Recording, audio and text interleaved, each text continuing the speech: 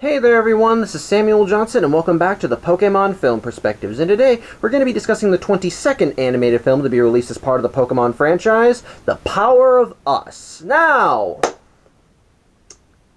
I really did not know what I was going to be getting with this movie. When I first got it, I was admittedly excited for it. As I said in my last video, the first film in the reboot timeline for the movies, the I Choose You, is probably hands down one of my favorite, if not my favorite, Pokemon movie. I thought it had a lot of heart, a lot of character, had plenty of moments that made me tear up and just made me all feel squishy inside, with plenty of action-packed, kick-ass moments that keep me invested. It was just overall a fun, great movie that I think any Pokemon fan would enjoy. So obviously I had high hopes for the follow-up film, The Power of Us. And with a title like that, you'd think the film in some way would have something to do with The Power of One, the second Pokemon film.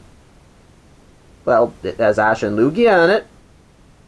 That's it. Those are the only connections. That's ultimate. But at the end of the day, it doesn't matter. The whole point of this, based on what I could see from the cover, which let me just show you the cover. The cover for this film obviously gives a very different feel from The Power of One, as it shows Ash and what looks like a group of people all just standing on top of a cliff, just overlooking a city. And that alone creates a sense of togetherness. So The Power of Us actually does seem to be appropriate, because it does give you a sense that this is going to be like a team movie. That Ash meets this group of people, all of them come together and form a team and have to help save the city because of something that happens. And of course, it makes you want, and it does kind of draw you and makes you curious. With that said, does the film actually succeed in making a compelling story with all this? Yeah, sorta, kinda. Well, I'll explain after I get through the long ass plot summary. And just a heads up, there may be a few times here and there during the plot summary where I pause just so I can look at my notes. So, just a heads up for that. But anyway, long ass plot summary. So, well, this film actually has 5 main characters. Okay, actually, scratch that. 6 if you count Ash. But of the 5 guest characters who appear for this movie, there is a girl named Marisa, a former track and field star who sustained an injury, and even after she healed, she just stopped running. An old woman named Harriet, who seems to have a strong dislike of Pokemon. This old guy named Callahan, who is a compulsive liar. There's a scientist by the name of... Hold on one second, I actually forgot his name again.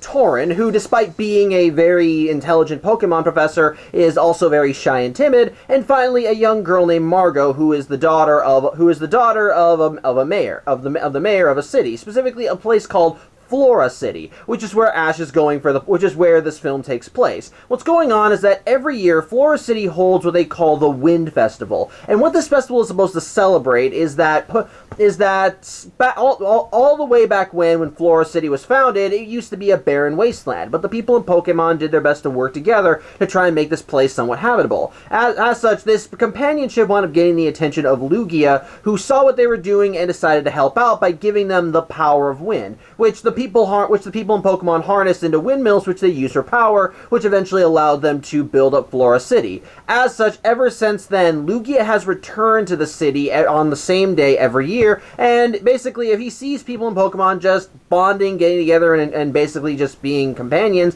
Lugia gives the city the power of wind for a whole other year. And how Lugia is drawn to the city is that on the outskirts of the city, there is a large tower with a beacon on top called the Eternal Flame. And as long as the Eternal Flame is lit, basically, the power of wind will always come, and Lugia will always find its way back to Flora City. I really don't know how. They don't explain why Lugia is connected to this stupid light, but hey, it's a thing, I guess. Regardless, though, Ash is in town because, well, it's a festival, he wants to check it out. And of course, that's where our other main characters come in, as they all have their own reasons for coming to the city. Some of them live there, some of them are visiting for something. It's just all kind of a big thing. In the case of Risa, she's actually in the city because her brother, who had broken his leg, asked her to go in his place and to catch a Pokemon. Specifically, she's after the Pokemon Eevee, which Risa's a little hesitant to do, but it's a request from her brother, and he even gave her a cool pair of sunglasses for her trouble, so hey, at least she's getting something for her compensation. In the case of Callahan, he's in the city because his niece is here. I think he does live in the city, but don't quote me on that, but basically his niece and his sister are in in town, and he wants to show them a good time. And to his niece, he's just her hero. He does everything for her, and part of the reason why he likes to embellish and tell tall tales is because he likes impressing her. Of course, he just keeps digging himself into a grave as he cashes checks as his mouth cashes checks that he can't, as his mouth writes checks that he can't cash. Sorry, getting my euphemisms confused. But hey, his niece seems to like it, so what can you do? From there we got Torin and Harriet, and well, like I said, Torin works at a Pokemon research facility, and his main gimmick is that he's actually studying specific Pokemon, their moves and various compounds, and hoping to use them for just new age research and medicine. And in the case of Harriet, well, she did have an important job, which I'll talk about later, but otherwise she's just kind of known in this place as the cranky old lady that doesn't like Pokemon. Margot, however, is very much a social butterfly, and she likes to explore the city, although at one point her exploration gets a little out of hand as she's running down a street and she accidentally runs into a group of boys who are moving a wagon full of lemons that they want you to make lemonade from. And despite the fact that these kids know that Margot is the mayor's daughter, they still end up yelling at her for running into their wagon, and while Margot tries apologizing, one kid tries throwing a fucking lemon at her head because he's angry. Thankfully, though, that's when Ash arrives on the scene and helps Margot, and after a quick impromptu Pokemon battle with the kids' Pokemon Phanpy, the boys end up making a retreat, with Ash and Margot just kind of going on their way, exchanging a few words before Margot ends up parting ways with Ash because she has her own business. Specifically, she goes to what looks like a derelict mansion in the woods. And when she goes there, she ends up running into a Teddiursa and a Ditto, who she brings snacks to. But when she actually goes into the mansion, she leaves some more snacks out by the decrepit front door for someone. We don't know who yet, but she seems to be. But when this person doesn't come right away to grab these things, she does end up leaving to just kind of let it mind its own business. And sure enough, we do see what looks like someone going to get the snacks that she left for it. In the meantime, though, we end up cutting to our other main characters as they're going around, as they're basically just enjoying the festival, so to speak. Torin is doing his best to try and set up for a presentation for the next day, and unfortunately they're kind of in a bit of a bind for the presentation because the speaker for the presentation has backed out, and since, like I said, Torin is a very shy and timid person, he can't really speak up in front of a group of people, so he needs someone else to do it for him, and he doesn't really know what to do in that regard. However, that's when Harriet arrives on the scene as she needs various forms filled out, which she ends up handing to Torin, but while she's visiting Torin's lab, she accidentally spills a chemical. Now, while at first it doesn't really seem to do anything, as it looks like it was just a regular chemical, well, it turns out later that this chemical was basically the essence of a Pokemon move called Sweet Scent. And, well, when Harry got exposed to it just kind of made her a magnet for wild Pokemon, as various Pokemon end up following her around town and even follow her back to her house to the point where they end up breaking in and trashing the place, forcing Harriet to sleep outside that night. And what makes it better is that while she's sleeping, more Pokemon show up, and she hates every second of it. I feel more sorry for her, but a lot of Pokemon are huggable, even the big ones. They all deserve hugs, okay? They all deserve hugs, okay? But before that happens, we got back to Callahan. Now, one of the lies that he told his niece is that he's one of the best trainers out there. That no trainer can beat him. Yada yada yada. Blah blah blah. And to even prove that, he ends up running into Risa during the festival, and she asks him where she can find an Eevee. And well, thinking of a lie and thinking of it quick, he tells her that Eevee is a very rare Pokemon around here. But if she wants to find it, she just needs to go out to the mountains outside of Flora City. And Risa believes it hook, line, and sinker to the point where she spends the whole evening in the mountains looking for a stinking Eevee. And the only reason she realizes she's been lied to is when a couple of the city's officials find her, tell her that she's not allowed to be in the mountains, and when she tells them, I'm looking for this Eevee, they say, hey, that's not even located around here, and that's not a rare Pokemon at all, and Risa realizes she's been lied to, so, she has every right to be pissed at this guy. But going back to Callahan, after he sent Risa on her way, his niece encouraged him to enter a contest that was going on as part of the Wind Festival. Basically, it's called it's a capture race, so to speak. Basically, every participant in this contest is given a he's given a Pokeball, a very unique Pokeball, a blue Pokeball. And what they're supposed to do is that scattered around the festival are various Pokemon that are all marked with a special symbol. And what they're supposed to do is that they have to each of the trainers has to find and capture each of these Pokemon. Of course, some of these Pokemon are tougher than others, and so the tougher the Pokemon, the more points you get for capturing them. And the trainer with the most points by the end of the race is considered the winner. And as such, Callahan is sort of pushed into entering the race by his niece, but he knows diddly squat. As well, he likes to show off that he has a cool Pokemon that he wants to show to his niece. Well, he doesn't really actually show her the Pokemon. All he does is just flash a Pokeball, say that his Pokemon is resting inside, and then he pockets the thing before even showing it to her, even though ultimately the Pokeball's empty. However, Callahan gets a bit of brilliance as he ends up here as while wandering the city, he sees the Pokemon research facility that Torin is working at, and he basically just bursts into the place and ends up ambushing Torin after he met with Harriet, or maybe before. I don't know. I'm a little confused on certain things. And basically, he and Torin end up working out a deal. Torin will help him in the capture contest, basically acting as his eyes and telling him where to go to find some of the rarest Pokemon, and even lending him a Pokemon in the form of Staryu. But in return, Callahan has to perform the speech for Torin as part of that expedition hold on one second, getting tongue-tied.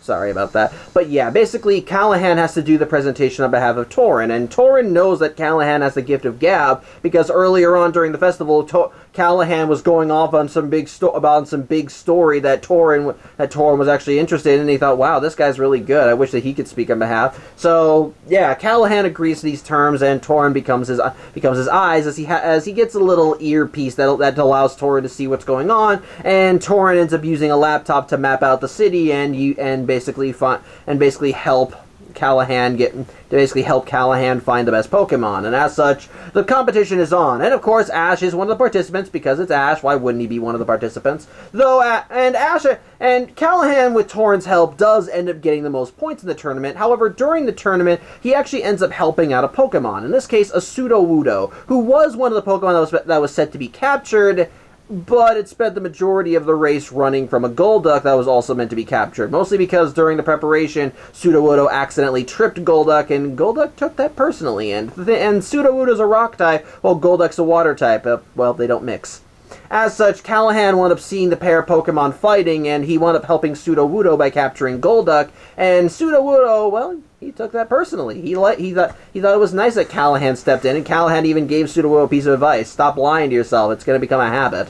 And as such, Sudowoodo ends up taking a liking to Callahan. And as for Ash, well, he doesn't end up winning the tournament, but he does end up getting into second place. Especially since one of the Pokemon that was supposed to be captured for the tournament, a Tyranitar, it ends up going on a rampage. Not because it's angry or anything, but because in its moving around, it accidentally got a steel cable wrapped around its throat several times, and it was choking, and it was struggling to get it off. Thankfully, Ash and Pikachu recognize the problem, and they are able to get it off before it ends up majorly hurting anybody. And as such, everybody recognizes what Ash did, and even the Tyranitar is thankful to Ash for helping it. And so, like I said, that's what gets Ash second place. But as for Callahan, after he's named first place in this tournament, he's asked by the guy running the contest, well, are you going to be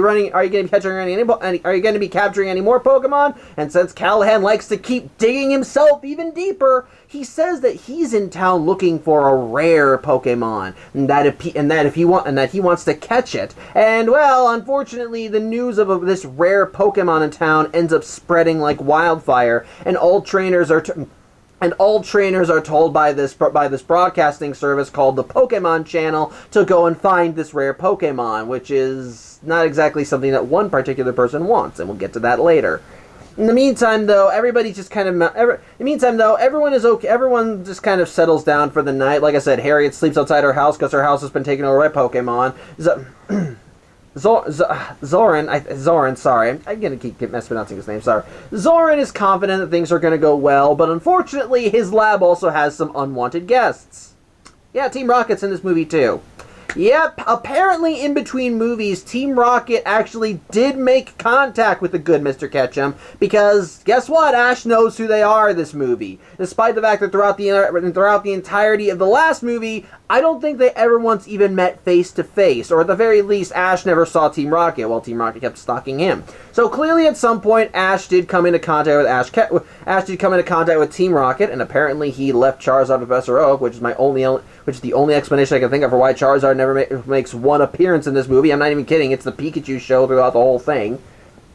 And as such, they've been in town themselves, basically trying to steal whatever they can and make a profit. Hell, they even set up this berry stand in the middle of town, which apparently is making good business, so hey, but it's Team Rocket. They're trying to find the next big score, and they basically have pegged this research facility as the next place because they think that any one of the experiments here could net them a good profit. And as such, they're stalking around the place, and while they are almost caught by Zoran, they do manage to make a getaway, though they end up causing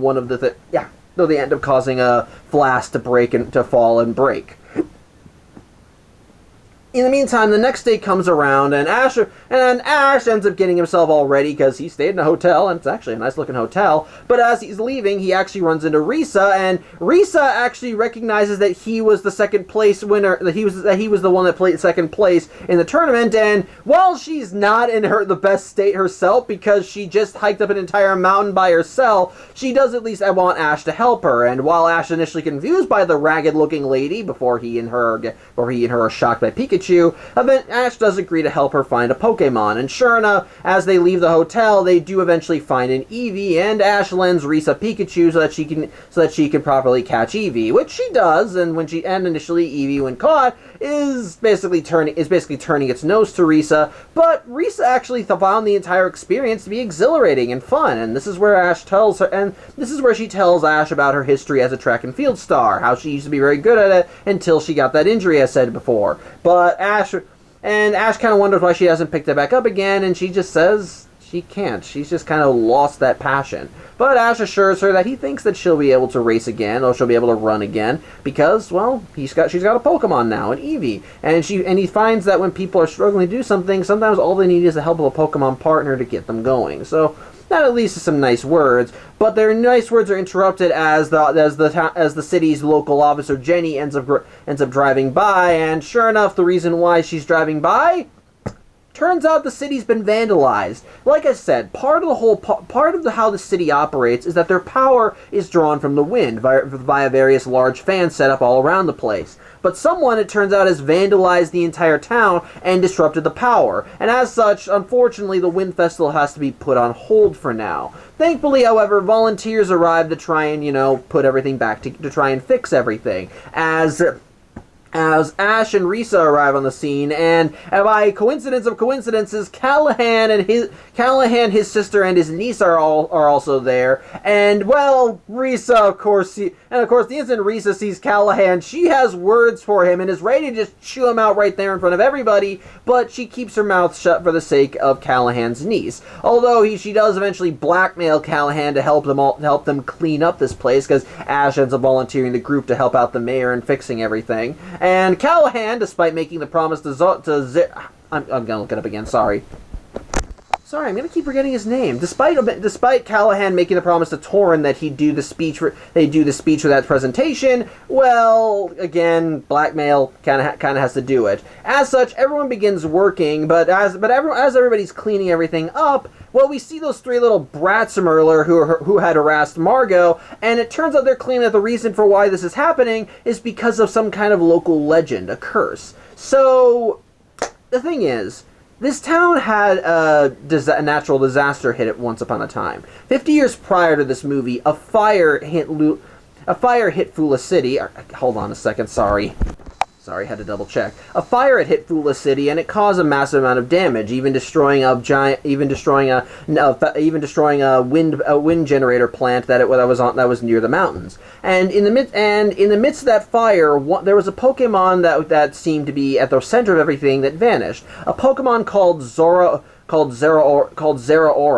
And after he vanished, according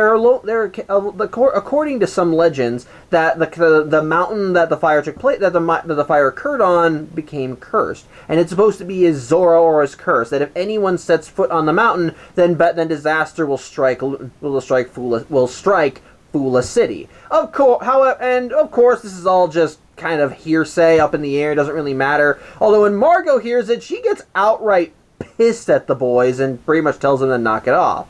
Regardless, though, despite all this, everyone's efforts do end up bearing fruit as the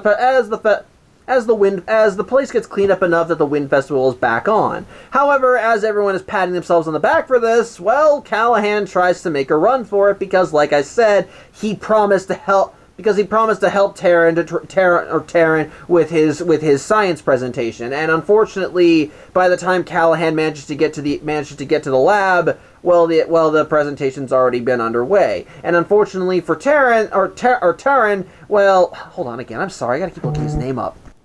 Unfortunately for Torin, well, he gets a bit more on his plate, as that's when Harriet arrives back on the scene and asks to know why the hell all these Pokemon are following her after her visit to his lab. And while he is able to confirm it's the Sweet Scent Elixir she wants a cure, and, well, Torin can't give her one right now because he has to do the presentation, since Callahan didn't arrive on time. And unfortunately, though, things kind of go from bad to worse. As you see, Torin had these two little chips that each contained different images on them. One chip contained the video feed from the headpiece that he lent to Callahan, and as such, and likewise shows Callahan communicating with him the whole time through that capture race. And the other chip is supposed to contain images for the presentation because, well, the lab needs funding. As such, Torin ends up grabbing one of these chips and ends up getting ready to show images to a crowd of people to showcase just all the awesome stuff this lab is doing. And unfortunately, he ends up showcasing the video footage that shows that he helped Callahan.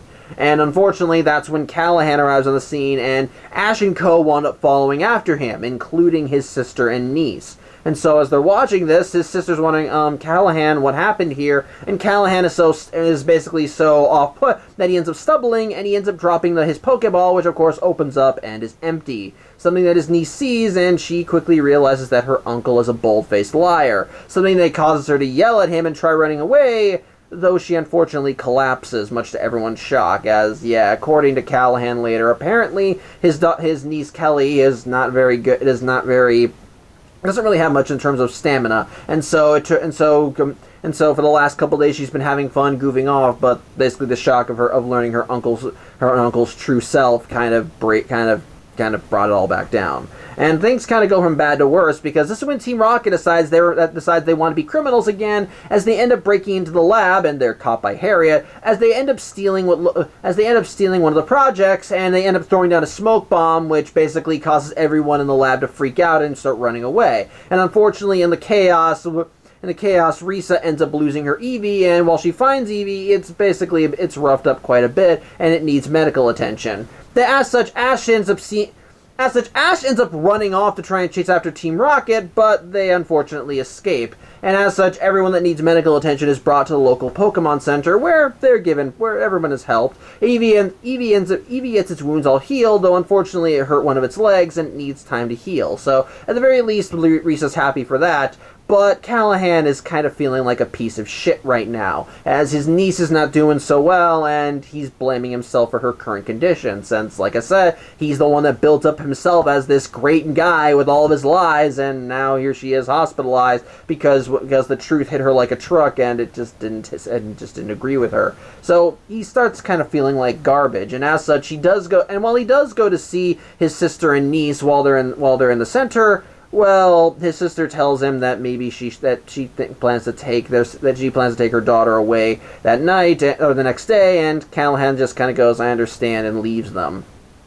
In the meantime, though, back with everybody else, well, everybody basically realizes that they can't really do anything at this point. Team Rocket has gotten away, and while they could chase after them, well, they're probably long gone. Although Torin does explain that what they took was something called an effect spore, which is supposed to be based on another Pokemon move of the same name, and we'll learn later what it does, but basically everyone just decides that they can't do anything about this right now, so everybody just kind of goes off on their own because, well, It's getting late. They all need a nap, so maybe the next day they can rest on this.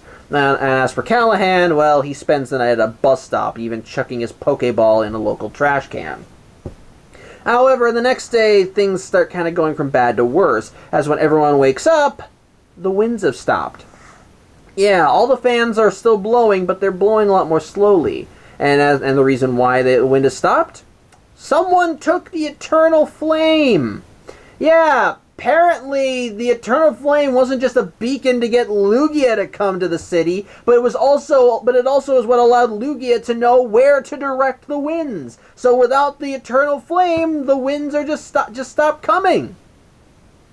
I have questions.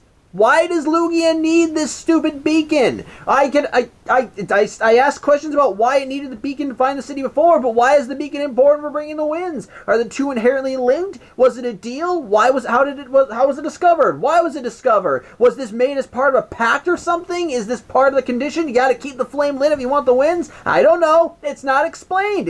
Doesn't make sense to me. It's kind of dumb, and it's never really gone into full detail. It's really just given the minorest of explanations, and it's not a good one. Point is, though, Eternal Flame gone, no winds, and since this city is powered by winds, everybody's sort of fucked. As such, everybody, everybody wants to try and get everything together to try and find where the and try and find who stole it. And as such, Ash and Risa end up going to where. Sorry, I'm getting tongue-tied. Basically, as such, Ash and Risa end up meeting with the mayor as everyone's trying to figure out what to do, and Ash, of course, volunteers a service, and the mayor knows who Ash is because, like I said, second place winner.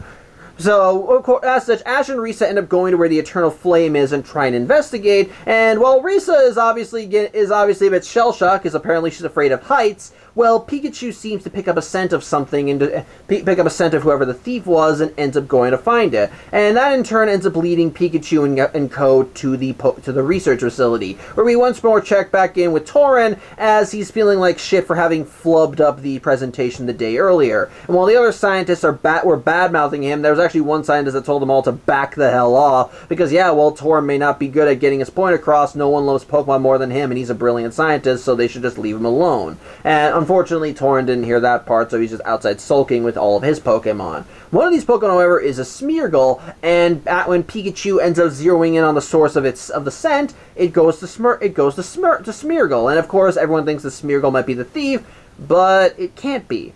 And as such, everyone's confused why Pikachu's Snoz led it to this thing.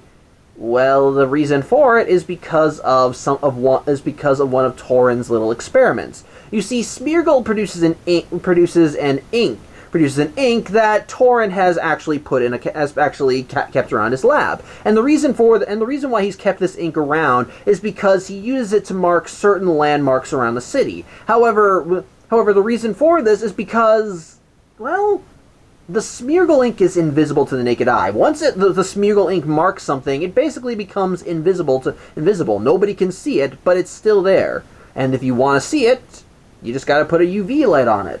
And as such, Tauren actually knows how everyone can find whoever stole the Eternal Flame. I gotta look up. Hold on, sorry. As he, Ash, Risa, and the mayor, and I guess Harriet too. Don't ask me how she got involved in this. She was with the mayor when everything was going to hell, so she's a part of this too. As they all go back to the tower, and sure enough, he is able to find. And Tauren ends up finding footprints, and they are able to follow them to whoever the thief is. And sure enough, the thief is Margot. As we see her back at that decrepit old manor with the Eternal Flame by her side. And as for why she stole it, well, we'll get to that in a minute. However, as she's doing it, we see the Pokemon that she was apparently trying to help earlier that didn't want to leave the manor.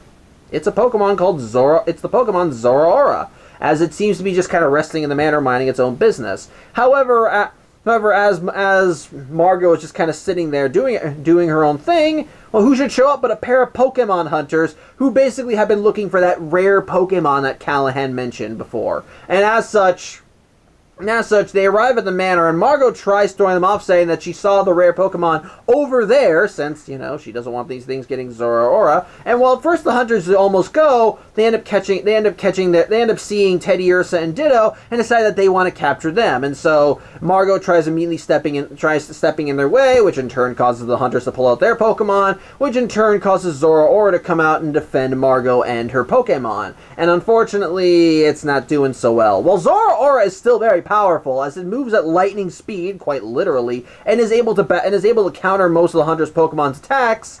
Well, unfortunately, it's sustained an injury because of something, and as such, it's not operating at peak efficiency. And as such, this weakness does allow the hunters to overpower Zoroark. Though before they can make the capture of this rare Pokemon, that's when Ash and Co arrive on the scene, and Ash is able to defend Margot from the hunters, and the mayor officially arrives with the rest of the group and basically tells the hunters, "Get the hell out of here, or I'm taking legal action." Which just makes me think he's planning to sue them, but that would be hilarious. But either way, the hunters end up going, and yeah, the group ends up confronting Margot, and she does end up coming clean. So Margot's basically the one that's been sabotaging the Wind Festival, including which does include what happened the day prior when she wound up vandalizing the whole place. So what had happened was that after Callahan had claimed that he was in town looking for a rare Pokemon, well, Margot thought that it was Zoroark. And the thing is, Margot is inclined to want to protect Zoroark because Zoroark saved her life. As one day while she was out in the mountains, she was playing with this Teddiursa and Ditto, but a rock slide almost wound up crushing her under a boulder, and Zoroark wound up saving her, which is how it sustained the injury. Margot has been doing whatever she could to try and keep Zoroark safe and allow it to heal, but unfortunately, like I said, when Callahan said there was a rare Pokemon, Margot believed that a bunch of trainers would now be looking for Zoroark. As such, Margot, since she's a little kid, thought that if she could get the festival shut down, then all the trainers would go away and no one would be looking for Zoroark. Hence why she vandalized the festival the day prior, as she thought if she had done enough damage, then the festival had to be shut down. Unfortunately, though, her plans didn't bear fruit as everybody banded together to try and get the festival back up and running. So her next plan? Steal the Eternal Flame. As she thinks that the Eternal Flame isn't there, then that means that there won't be a festival. And so she took it with the intent of putting it back once the festival had been officially called off. And yeah, once her father tells her that she caused a lot of problems, she kind of breaks down crying and apologizing for all that she's done. However, her father, while upset with her, does try consoling her a bit, as he does admit to her that the story of Zoroark is a bit exaggerated. So yes, which brings us back to that fire that started 50 years prior. You see, Zoroark don't like people. Apparently, when Flora City was being set up, a lot of the forest that surrounds the city was torn down to build it up, and unfortunately, Zoroark called those forests home, and he lived in harmony with all the local wild Pokemon. Unfortunately, when the people arrived, they displaced those Pokemon, which already earned a bit of Zoroark's ire. But then came the fire that occurred 50 years prior, and yeah, this also leads to one of the dumber moments as the mayor says that it was people who started that fire, to which I respond with, "No shit, Sherlock." But basically, during the whole thing, Zoroark was trying to save as many Pokemon as it could, while all the people in the area just kind of ran for their lives. And ever since that day, Zoroark has just disliked people even more, as people are the one that started the fire, and well, it just does not like people. To make matters worse, after the fire, many trainers wound up looking for Zoroark themselves in hopes of capturing it. And while all those efforts ended in failure, it just kind of fueled the flames of hatred that Zoroark had for people, and so the mayor at that time wound up basically creating a cover story, claiming that Zoroark had vanished during the fire, and that the mountain was now off limits because of the so-called curse of Zoroark. And the reason why this was implanted was because the previous mayor wanted Zoroark to live in harmony over in nature and do its own thing without being disturbed by people. Hence why hence why the legend of the curse was created, and it was made basically forbidden to travel on the mountain. As such, the mayor apologizes to his daughter in the present day, and that they should, because what they did actually caused more problems than it helped. But things kind of go for a downward spiral as well. Let's go back to Team Rocket for a bit. So after Team Rocket wound up fleeing with the effect spore that they stole from the lab, they all patted themselves on the back for a job well done. Only problem is, they dropped the stupid spore. Apparently the one holding the spore was Jessie, and in the getaway she tried passing the spore to Meowth, but Meowth was in front of her, and she passed it behind her. So she's wondering, who did she give that spore to? Apparently she passed it to Eradicate, who then dropped it on the ground and left it. Well, unfortunately, as the spore is lying there on the ground, the casing containing it ends up cracking, and then finally just breaks, and it creates a massive explosion of smoke that ends up covering the countryside, which gets the attention of the entire group who sees it. And sure enough, the smoke ends up spreading all across the forest, and even starts going to Flora City. And it's here we learn what the effect spore really does. Basically, it creates a poisonous gas that when breathed in, causes paralysis in whoever breathes it in. So that basically shuts you down. And while you can kind of get cured if you have the right means, well, at this point, it's now just a big disaster. It's about like a big natural disaster. Well, I'm not going to even say natural disaster. It's a chemical disaster, as the smoke is now going across Flora City. As such, everyone realizes that this is kind of bad. They need to find a way to fix it. However, Ash being Ash, is more determined than ever to want to help, and he basically gives the group a big pep talk that they all have Pokemon, they can all do this, and that when people work with Pokemon, it creates Pokemon power. It's a stupid phrase, and it's repeated several times during the third act because I don't know why. Regardless, though, this does get everyone riled up as everyone starts banding together to try and figure out what they can do to try and turn the tide here. In the case of Tauren, he thinks that he can find a counter to the smoke if he can get back to his lab, as he believes that he can create something from the materials there, though he's obviously a little underconfident to do it, because even if he could create something that can counteract the smoke, they would need to be able to disperse it, and since the fans for the city are currently not working, well, they doesn't really know what to do, they don't really know how to get it across, they can't really blow it across. Thankfully, though, that's where Harriet comes back in, because remember that giant wind generator plant that was damaged during the fire 50 years ago? It's still standing. It's just not running. And the one who designed it was actually Harriet, so she knows the place inside and out. So she believes that if she can go to the wind generator plant and get it up and running again, and if they can get the gas there, it can be dispersed into the city. As such, from there, the groups end up splitting up, as the mayor goes back into town to try and keep the populace safe and tell them to retreat or get into cover or just do whatever they can to stay alive. Tauren ends up going back to the lab so he can work on the counter serum, and likewise Harriet ends up going with the mayor to try and create a plan of attack to try and map everything out. And in the meantime, though, Ash, Margot, and I forgot her name. Hold on a second. Risa, she's the new Tauren now, are staying behind and making sure that Zora is okay, because it still took a heavy beating of the Pokemon hunters and is currently unconscious. So they want to stay behind and keep everything safe. Well, for the most part. We'll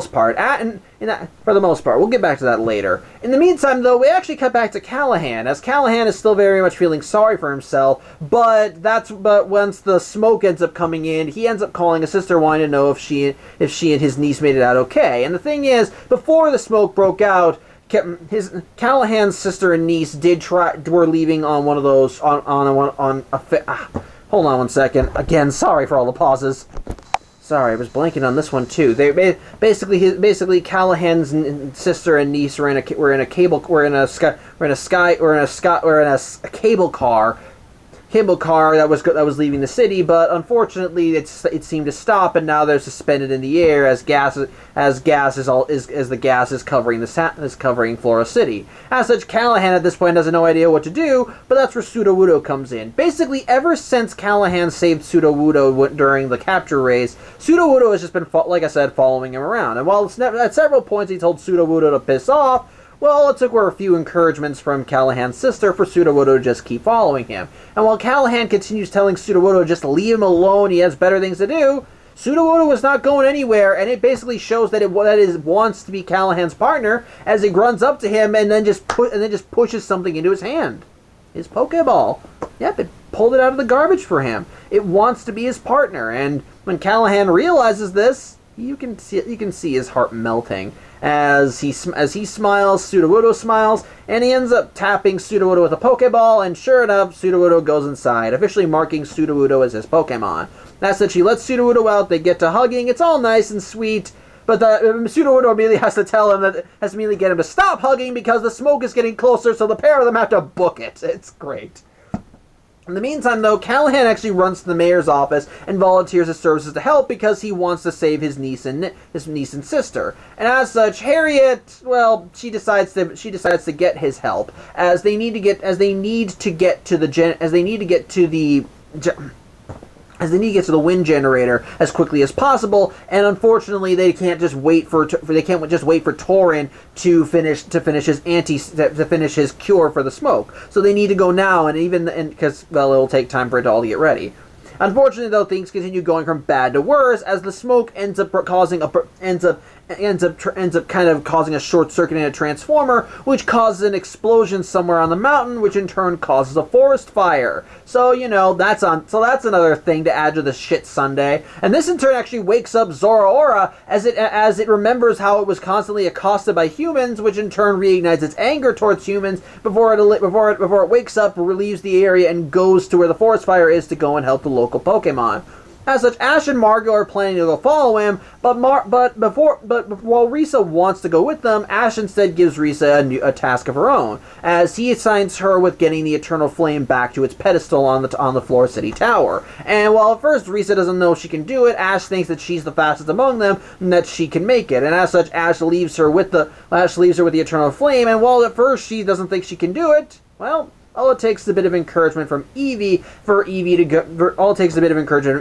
Eevee, despite its still hurt leg, ends up limping over to where the Eternal Flame is and drags it back over to Risa, basically giving Risa the equivalent of, I know you can do it. As such, Risa takes this to heart as she picks up Eevee, gets rid of her shoe so she can run better, and after doing some stretches, she just bolts right to the tower, though unfortunately she doesn't know a good route to get to the tower that doesn't get her in the line of the smoke. Though thankfully, that's when her brother calls her because he knows what's going on with her, and he says that he can map her a course right to the tower. Spoilers! He's the guy that runs the Pokemon channel, and the sunglasses were rigged, so he knew what was going on the whole time thanks to his sister. And she obviously gets a little upset about this, which we'll get to. That's something that happens during the credits. But either way, he's able to help Risa map out a proper route to the tower. In the meantime, though, as the fire breaks out,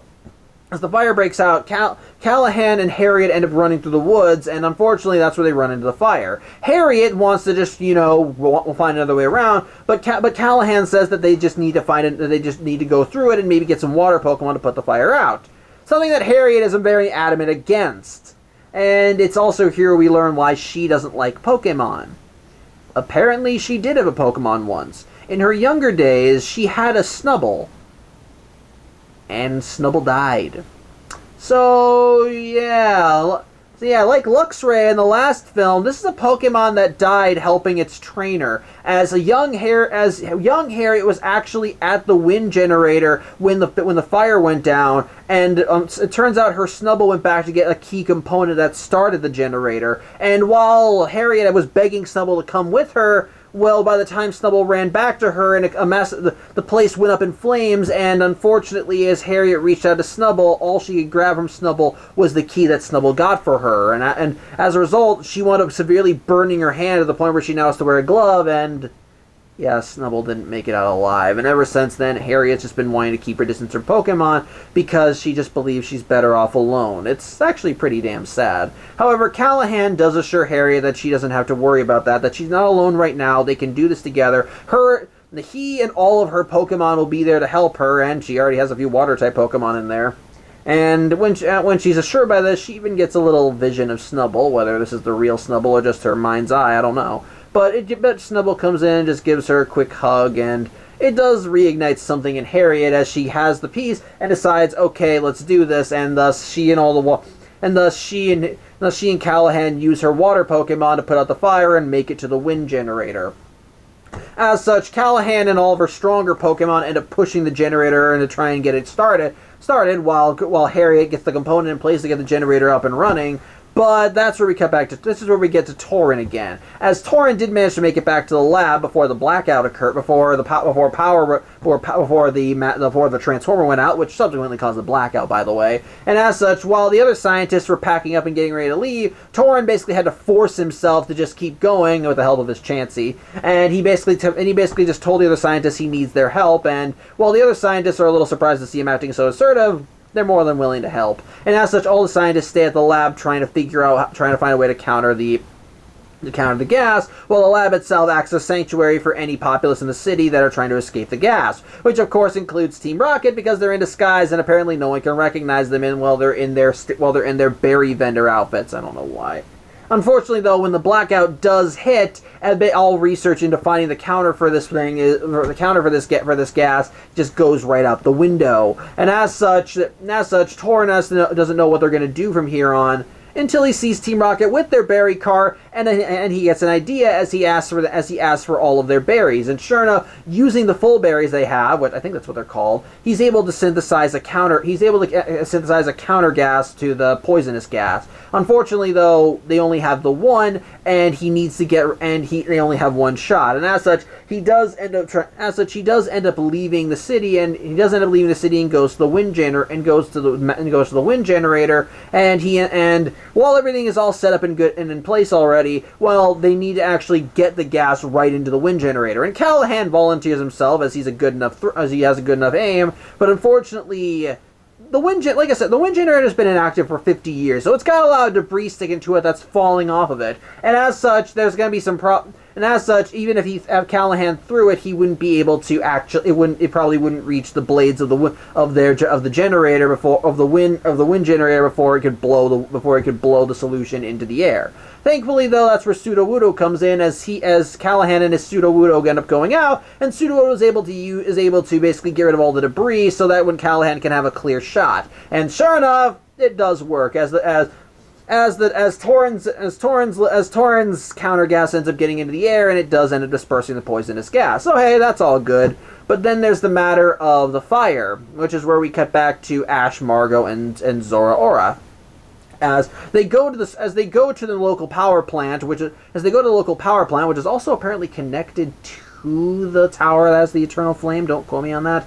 And we do see Zora-Ora as it's helping the resident Pokemon, but that's when Ash and Margo arrive. And while at first Ash and Margo try talking with Zora-Ora, saying that they understand he's here to help the Pokemon, well, like I said, Zora-Ora is kind of in a very angry state as he actually ends up trying to attack the pair. Ash, of course, is taking his attacks.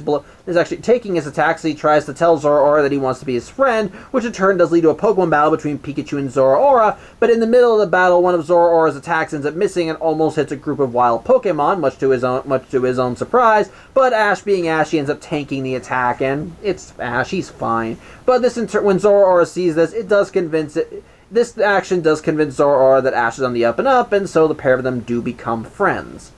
However, the fire is still blazing hot, and thankfully the mayor actually did end up sending out an alert to all the people of the city, and sure enough, everyone's banding together to try and put the fire out, with a bunch of city folk arriving at the generator. And while Zora-Ora is first angry with them, all it takes is Margo vouching for Zora-Ora to stand down, as all the people end up doing whatever they can and working alongside the Pokemon to try and put out the fire. And this in turn does get Margo to talk about how when people meet with Pokemon, they can do amazing things, and that she thinks that maybe the same can be safe, that maybe the same is true of Pokemon, that when they meet people, they can do incredible things. And Zoroark does take this to heart, and as everyone's putting the fire out, unfortunately, a massive electrical tower ends up almost falling on Margot, but thankfully Zoroark comes in, and with the encouragement of the townspeople, it's able to push it away, even though it ends up using up a lot of power, and well, combined with the injuries it sustained earlier in the battle with the hunters, it passes out. Thankfully, though, some of the wild Pokemon that know Bubble are able to slow its fall. It lands safely, and Margot goes in to give Zoroark a hug, which I think Zoroark actually does enjoy, which I find adorable. But thankfully, throughout all this, Risa does manage to get to the Flora City Tower. She gets the Eternal Flame put in place just in time for the next sunrise to occur. And sure enough, this does allow Lugia to arrive on the scene. Risa begs Lugia for help, asking it to bring down the rain to put out the fire. Lugia ends up listening and causes it to rain, and the fire is put out. From there, it once more gives the gift of wind to the city, and thus all is well, everything is back to normal, everyone is safe, yada yada yada, blah blah blah. Everybody's all safe and hunky-dory, it's all just some really good shit. And as such, from there we cut to later, as it's the evening of the final day of the festival. The mayor gives a speech about how they all came together to do all this, that they all were great together, they all did Pokemon Power or some bullcrap like that, and likewise he does say that the Legend of Zoroark are bullcrap, and that from now on he wants the city to live peacefully with Zoroark. And as such, everyone agrees to this, and the festival ends as everyone sends lanterns into the sky as everyone celebrates the Wind Festival once more. And from there, that's where the episode ends. As during the credits, we get some still shots of where everyone is. We see that Callahan has met back up with his niece and his sister. Yeah, his niece, after she recovered from her fall, did actually regret what she said to her uncle and wanted to see him again. We see that Harriet is now living peacefully with all of her Pokemon. It's actually nice, and I like it. We see that Torrin is doing better as a scientist, is doing better and all that. Risa's happy with her Eevee because Eevee's her partner now. And we see Margot and her dad as they're at the old manor again and sharing a snack with Zoroark. It's nice. And which also in turn leads to that after credits scene I mentioned before, where Risa confronts her brother as the guy who was running the Pokemon channel, and how he knew exactly how she was spying on her, before we cut back to Ash as he and Pikachu go off on some new adventure. So there you go. So that was The Power of Us. I apologize for how haphazard that plot summary was, but in my defense, this movie is very cramped. Yeah, I'm gonna just say this right now. One major problem that I have with this movie is that it has way too much shit going on in it.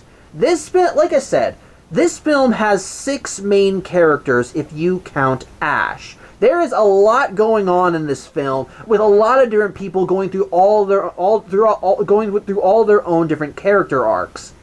And unfortunately, I think that's a bit of a problem. To kind of compare it to the previous film in the reboot timeline, I Choose You had a similar problem where the plot sort of meandered and focused on other things aside from the main journey. But for me, that worked to that film's benefit, because that film used that meandering to, build up character, actually do things, get you more interested in our characters' backstory and what's going through their heads, what drives them, what events shaped them into the people they were, or what challenges they face as part of this journey, and so on and so forth. Basically, yeah, while the plot meandered in I Choose You, the focus was always on the right thing, namely on our characters' journeys as they all went to go and meet Ho-Oh. This film, however, I feel does not know what it wants to focus on. Like I said, this film has so much plot stuffed into it with all of these different characters that unfortunately I don't think it knows which one it wants to focus on. There is so much that happens in here, and while I'll give credit where it's due, that the individual story arcs that go on with each of our characters are not bad in and of themselves, it's just way too much shit happening all at once, and it's hard to keep track of. I'm gonna be honest here. This is the second time I saw the movie, and I barely remember the first time I saw it. I remembered a few details here and there from when I first saw the movie, but not enough to actually remember a lot of stuff. All I remembered afterwards was that things occurred and Lugia was there. I didn't remember all the characters or what parts they played in the movie. I remember that there was a fire, but that was it. And then Lugia came in and saved the day. I don't know. Again, it was all jumbled and it was hard to keep track of. And sadly, rewatching it for this vlog was not any better. There was so much happening, and again, going back to how mushed together all these different plot threads were, it was really hard to keep some plot threads did not get as much development as others did. We didn't, like Torin, we didn't really get a lot of development on his part for him wanting to finally become confident. We saw him struggling with it throughout the movie, but likewise we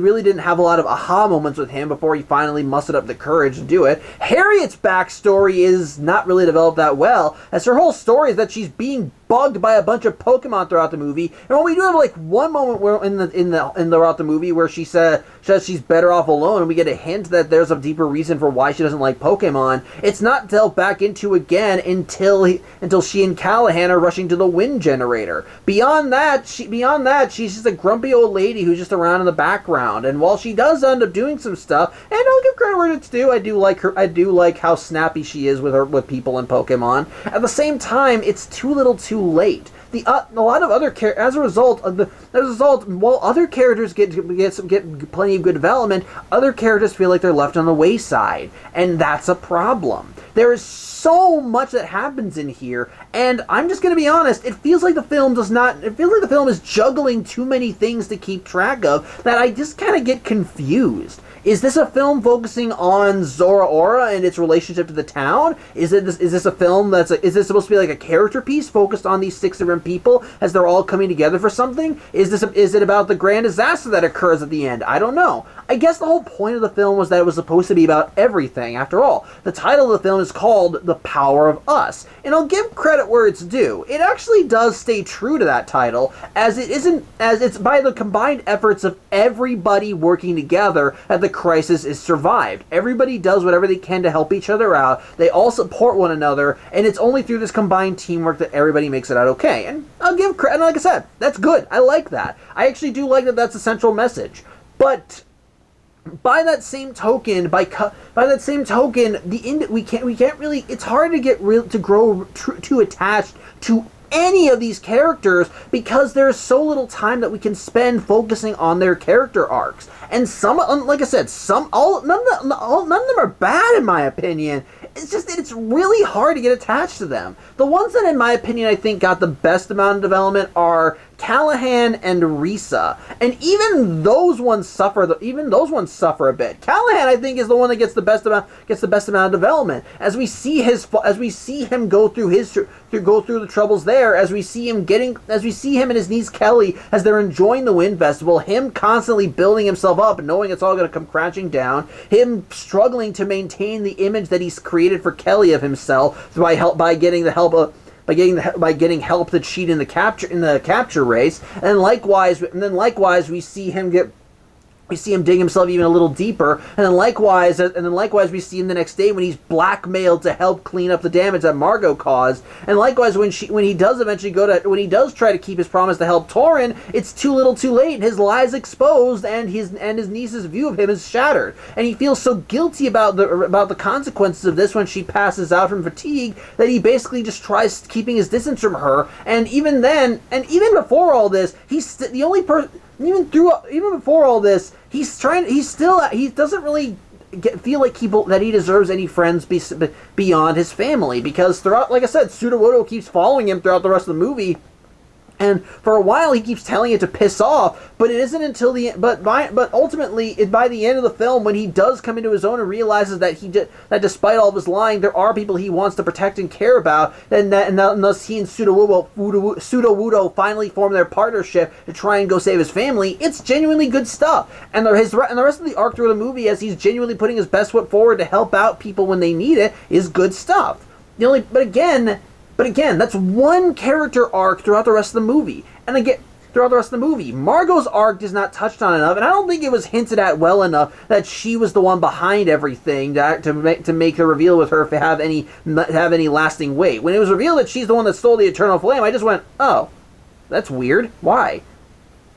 So I didn't get that, so I didn't really understand that, though I did like her friendship with Zora, so that was at least nice. And likewise, Risa, while she does get more in terms of development, as she and Ash do spend a bit more time together, and we do learn a bit more about her and her own internal struggles, even that one is wrapped up way too quickly, in my opinion. As while I do believe it has a satisfactory conclusion, as Ash tells her, you gotta get the Eternal Flame to the tower, and she's like, I don't know whether I can do that, and then Eevee basically gives her the equivalent of, if I can do it, you can do it too, so let's do this together, and that's sweet, I like it, but again, it still feels a little too rushed, and that's something I can say for all the characters in this movie, for all their story arcs. It all feels like it's just thrown in there, just stuffed together, and it makes it hard to really grow attached to anybody. Again, it's not like the individual character arcs are bad character arcs.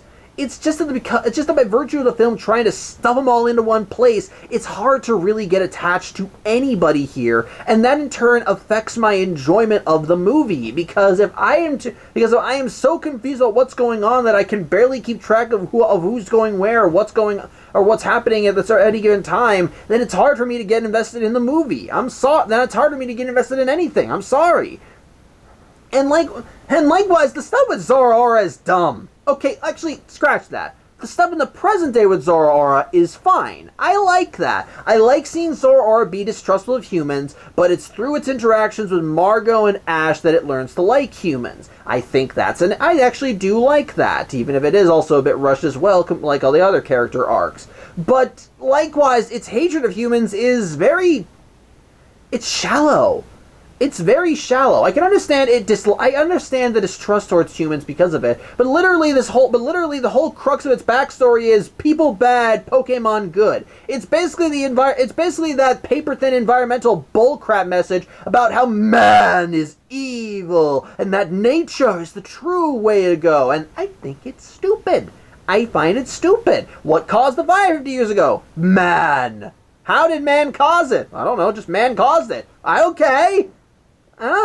That doesn't make sense to me. It's weird, and it's dumb, and it makes a bit of the conflict with Zora feel a little forced, is what I'm saying. And then likewise, there's no real explanation about why Lugia is tied to Flora City. Okay, we have the legend with Lugia and Flora City. Like I said, Lugia found Flora City when it was still being developed, helped out the settlers when he saw the bonds that they had with their Pokemon, and ever since then, Lugia has been implicitly tied to this place. But then where does the beacon fit into everything? Why does the beacon need to be standing in order for the city to get wind power? Why is this thing even there? Why does Lugia need this thing to come back? Plenty of Pokemon throughout the series have been able to go wherever they want to on instinct alone. So why the fuck does Lugia need this stupid beacon to be shining just so that it knows, point the wind that way? I don't get it. It's never explained. It's just there, and they say, it's necessary for this. It's necessary. We need the beacon. Why the fuck do you need the beacon? When was it established? Why was it established? Why is Lugia so intrinsically tied to it? I don't get it. And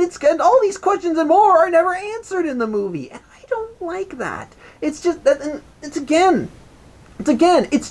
like that if the movie had less crammed into it, we maybe could have had more time developed for that part of the story, but we didn't. And as a result, a lot in this film really just feels like a mess. There is so much happening at any given time that it feels like it meanders, and not in the way, and not meandering in the way that I Choose You did. It meanders in the sense of it doesn't know what its main focus is supposed to be. What's our main goal here? What's the main conflict? I genuinely have no idea. The main conflict is a mess, and as a result, this film feels like a mess. Now, I'm gonna say this right now.